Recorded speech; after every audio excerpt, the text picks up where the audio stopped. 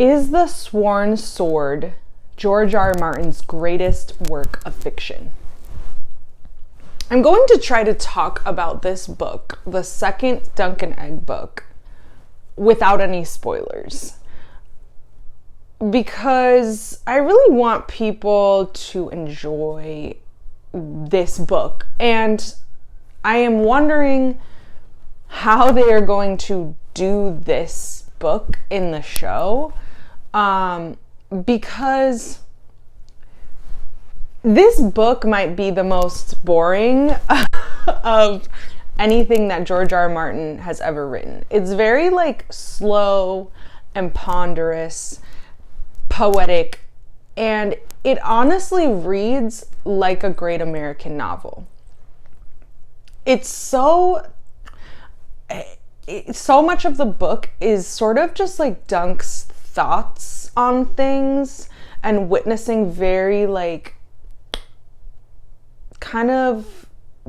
it's sort of like slice of life almost, he's witnessing things that are mundane and menial, but it's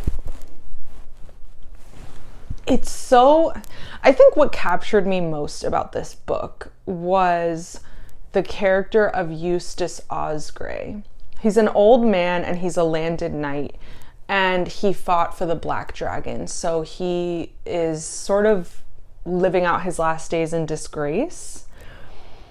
And the way that this man is described, it really hit me. It spoke to me because my father, at the time that I read it, was dying of Parkinson's and dementia, and was very much homebound and sort of just ruminating and reminiscing on his younger days. And it's already making me emotional thinking about both of them, my father and Eustace Osgrey, and reading this book and seeing so much of my father in this character.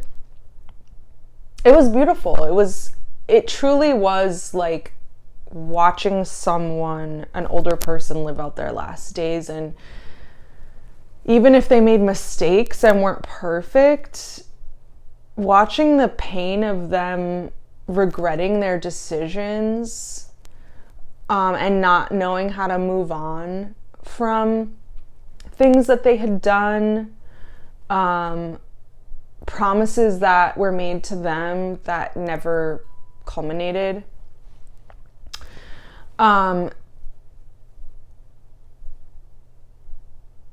It's such a beautiful piece of writing. It feels like reading Catcher in the Rye, or just some book where someone's dude is just walking around witnessing life. And it's kind of it's not a surprise that George R. R. Martin could write this. He's a great writer, but it's just such a different pace for a Westeros-based book to take. Now, it does have all the hallmarks of a Westeros-y book. There's sleazebag characters, there's dealing with the morality of what it means to be a knight and who do you serve. It really, I do feel that this whole series really gives Don Quixote vibes, a bit of an oafish knight walking around pretending to be a knight. No spoilers. And I just find it such a beautiful piece of art. I really hope that people read it. I have no idea how they would adapt this book.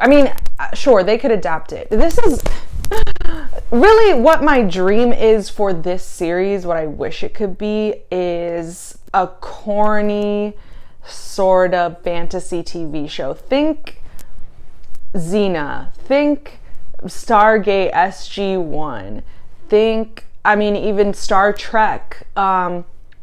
Here's a out of left field hitter.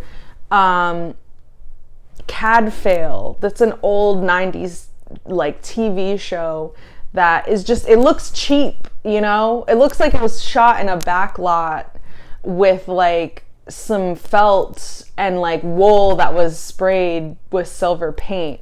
But the passion is there, the characterization is there, the corniness, the campiness is there. Oh my god. If there's anything that Game of Thrones on HBO needs, is more campiness, okay? Like, it takes itself so seriously that the corny parts like don't hit, and we need them to start hitting.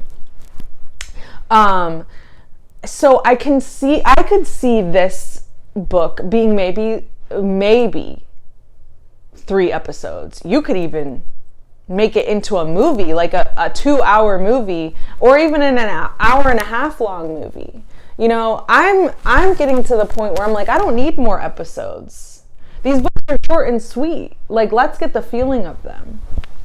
But in any case, it's such a beautiful little novel. It's so simple. It's so small. It's just this tiny corner of Westeros with tiny problems. And honestly, I am excited to see that in the show. Like, this is what Game of Thrones needs. Smaller stakes. Hopefully, if HBO can pull this off, the best way that they'll pull it off is leaning into the smaller stakes of this whole series. I think that's what's so refreshing about this series.